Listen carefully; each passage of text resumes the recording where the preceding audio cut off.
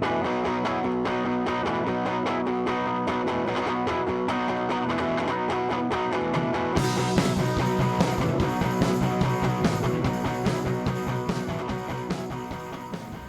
up, people? Nature Girl 30 here. A lot has happened in the last few weeks, probably months. Um, for those that don't know about the Paris attacks, I actually found out about them fairly recently. My heart goes out to the 126 the families of the 126 that were killed during the terrorist attacks in Paris, and it's just sad. It really is. And in the wrestling world, a lot has also happened on this past Raw, and a lot of things have come to light. I actually have done a video on it. It's a discussion of the day. Once I get it put up, I'm actually going to put it in a card. I'll put it in the card for you guys to look at. But anyway, this is Q&A time. Let's get started with this Q&A. My first set of questions comes from Final Limits. He actually did send them to me. He sent them to me via Facebook this time. Uh, and I just answered your first question. What are your thoughts on the tragedy that happened in Paris? My heart goes out to those people and I think there was one American that was killed. But despite all that, it does break my heart that it happened there. A lot of people are making assumptions that it was probably because of the immigrants from Syria that went over there. There's a lot of speculation of what happened. They're actually saying it was an ISIS attack. ISIS is actually taking credit for it. From what I did hear on the news, they're taking credit for the attacks that happened in Paris, and also there was a few Parisians, well, a few people from France. I think it was a Frenchman, either Frenchman or a French woman. Can't remember. I probably think a Frenchman actually did join in. There's a lot going on, and that's heartbreaking, man. It really is. And it wasn't random. This was calculated. And that's the scary part. And it just breaks my heart. When you think of France, you shouldn't think of that. And that happened. And it's just sad. Are human beings more dangerous than wild animals and illnesses? Honestly, we're all equal. When it comes to wild animals, when it comes to human beings, and when it comes to illnesses, we're all as equally dangerous. We really are. We all are capable of causing death, and that's the scary part. It really is very scary. So honestly, my opinion is, yeah, all three is dangerous, especially when humans are scared. It's just as worse. Um, but it's and I know you have two other questions for me, but honestly, I don't really want to answer any more questions about white supremacy, black racism. I don't want to talk about it anymore. But I did answer those two questions for you, so of course I will put you on the end of credits and give you credit for that. But thank you for sending me those questions, the two questions I did answer.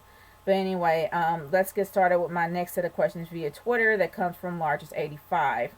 Your first question for me is, and you have a lot of them. What do you think of the Jamie Noble and Nydia storyline?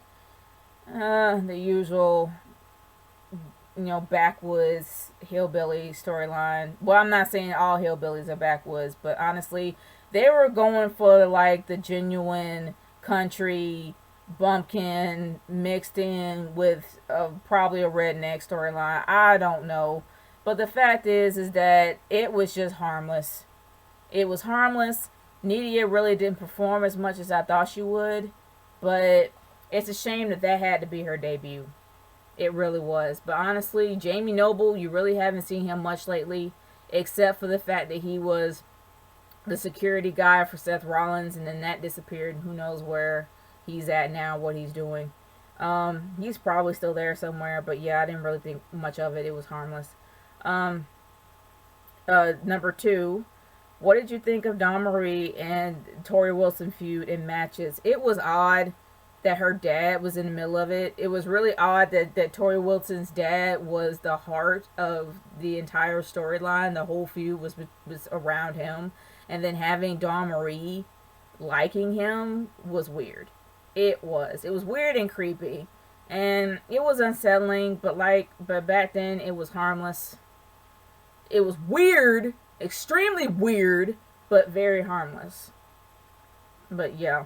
What if Enzo Amore and Big Cass were around in the Attitude Era? Would they be as over? Probably. Could be. I mean, Enzo Amore and Big Cass, they do have a lot of personality. And honestly, they were probably able to make decent wrestlers and get themselves known around the Attitude Era. I wouldn't be surprised if they make it. I honestly wouldn't. They probably do well. What do you think of Enzo Amore's theme song? It's kind of confusing to hear over the ruckus crowd, but when I actually have a chance to hear it, it's not that bad. It isn't bad. I actually think of better songs that could fit Enzo Amore than the song he has now, but it's not that bad. What? And I see you have a lot of questions about Enzo Amore and Big Cass. What are Enzo Amore and Big Cass gimmicks supposed to be? White boys acting black? No.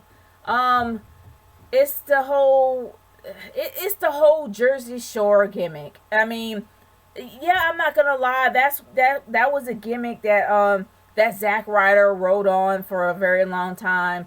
But he was just kind of like that good time Jersey guy. But honestly, they're they're typical Jersey guy. I can't really say they're Jersey guys. I guess I could say they're typical. I don't know. Honestly, let me take that back from being typical. More like the whole stereotypical view of an Italian. That's pretty much what it is. Enzo Amore is the stereotypical view of an Italian with the whole, I can't really say the whole Sopranos angle kind of meshed in there because it's kind of harmless, but in a way, for me, they kind of remind me of Bad Influence.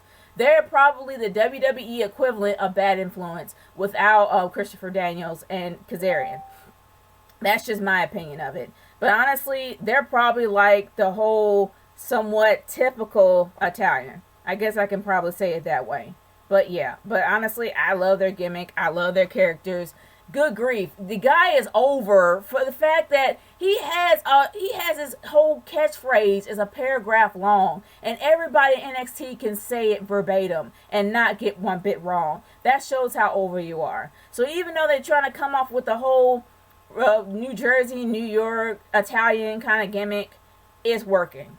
And even though it might be a huge stereotype, it's working. And if they have a problem with it, they can always change it up. At least I hope they can. But honestly, maybe that's what it is. I don't know.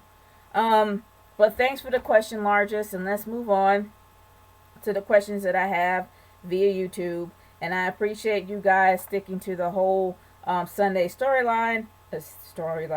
The whole Sunday limit.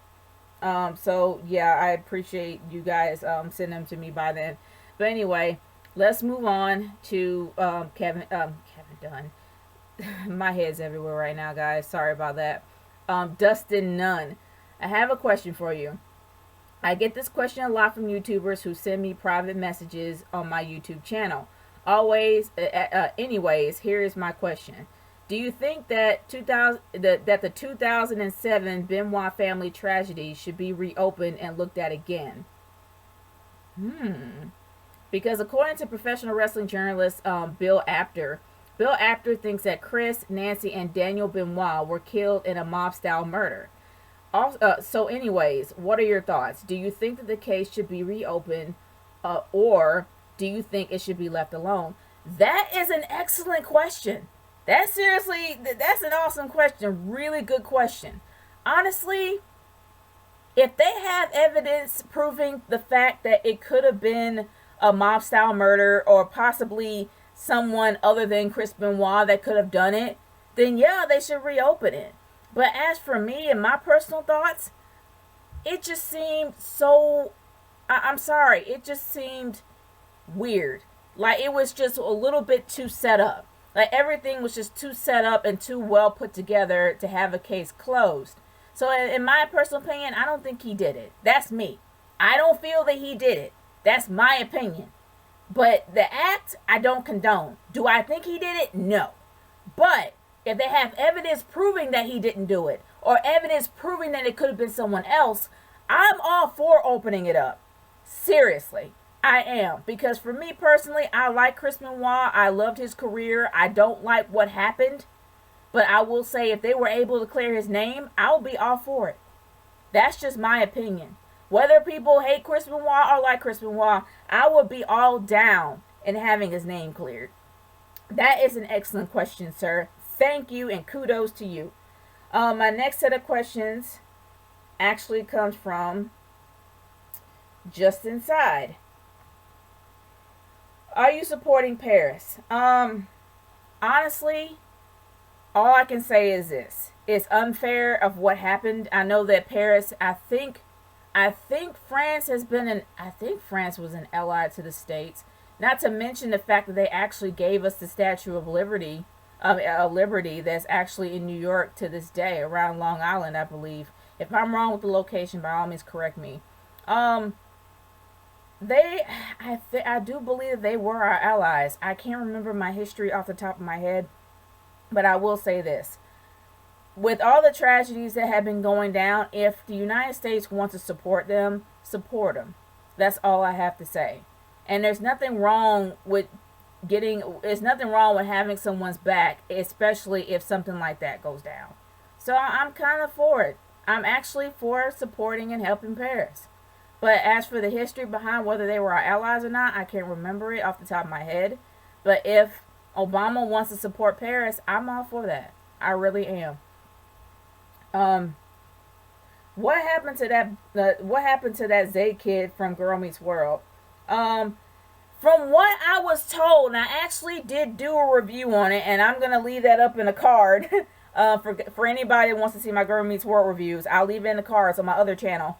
I actually got a message, a comment from Nostalgia Child, and actually Nostalgia Child told me that it wasn't in order. That after Girl Meets Texas, the when it goes back in order, is Girl Meets New Year's. So that's when it's gonna go back in order. Zay wasn't in that episode because I think it was before he even came along. So that's why he wasn't there. They actually are showing the episodes out of order. So that's the reason why we didn't see Zay. I was wondering why we didn't, but that makes sense. So shout out to Nostalgia Child and thank you for clearing that up.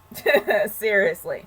Um, and let me try to get this on here. But yeah, guys, if you want to see my reviews of Girl Meets World, I actually will have it up there in a card. So by all means, look at it. And I know I'm pointing up there, and it's probably nothing there now. But anyway, let's move on to Nintendo Fanboy 1988. Have you ever been body shamed before? Yeah, I've been body shamed pretty much most of my life until I lost a lot of weight when I was in high school. In middle school, shamed a lot. Lost a lot of weight throughout high school, pretty much throughout most of my life until I hit my 30s, but I really haven't been shamed since then. But yeah, I know how it feels, and it's not fun. It really is not fun, especially if you are overweight. How come your hair never grows? It's been the same length for 3 years now. Uh, honestly, I don't know how you're able to tell because my hair lengths change pretty much every single video I've done. Like sometimes it's long and big froed out. Sometimes it's really twisted and short. I mean, I have curly hair. I have kinky curly hair. So it's really difficult to tell the length unless I unbraid it and stretch it out. So honestly, my hair length has changed in every video I've had. So it's technically you really don't know what hair length I do have unless I actually pull it out and stretch it out. But right now it's all braided up, and I'm not unbraiding it because it takes forever to get it to get the whole thing done. But anyway, no, it has changed in length. Actually, I have gained more hair, but you do get about a half an inch a month. So you get a half a inch a month of hair. You can imagine how long it will take within a few years. And that is if you're growing it natural, if you have hair like mine.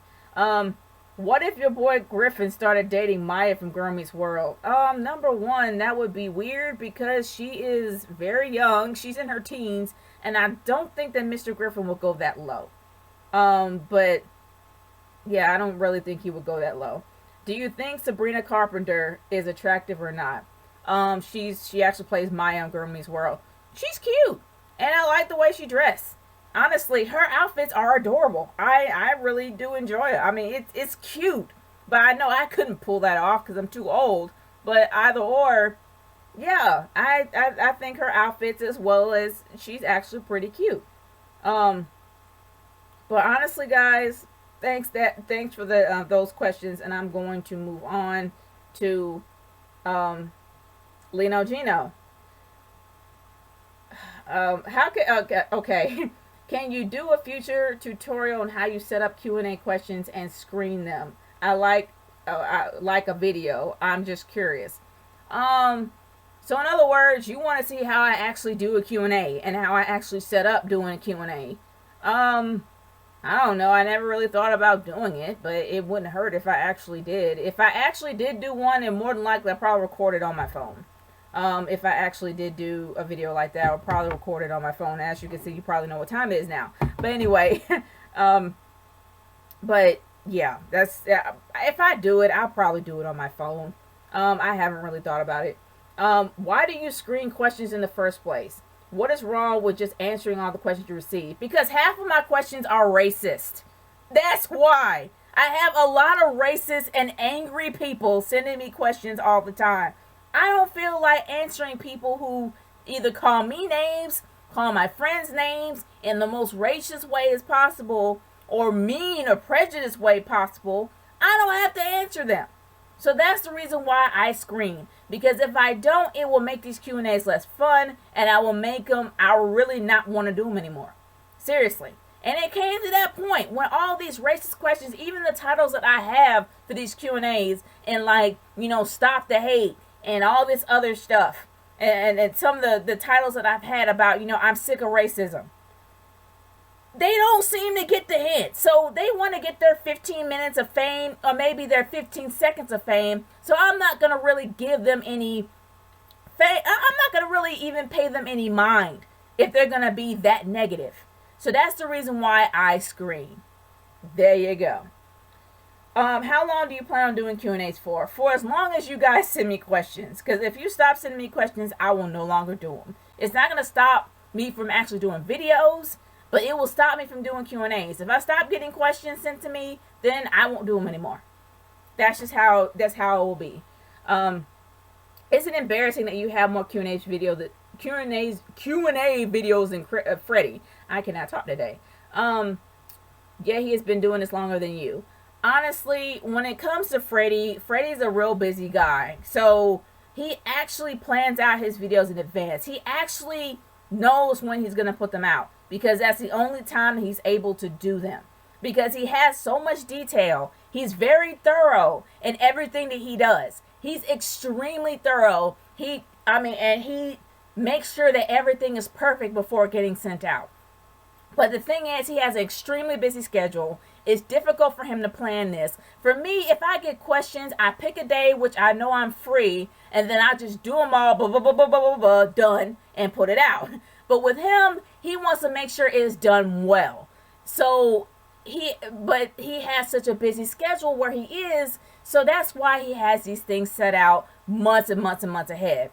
Usually, if it's like a December Q&A, he would do it in December, or he'll do it in March. He will probably do it like within months, not back to back to back to back. But that's just how it is with Freddie. He's extremely busy, but he tries to plan everything out to where he's able to do something. When it comes to a video, a playthrough, that's how he is. For me, I can't do that. I'm really not that organized. He is more organized than I am, because I know I'm not. So I just spit them out when I get them. That's just me.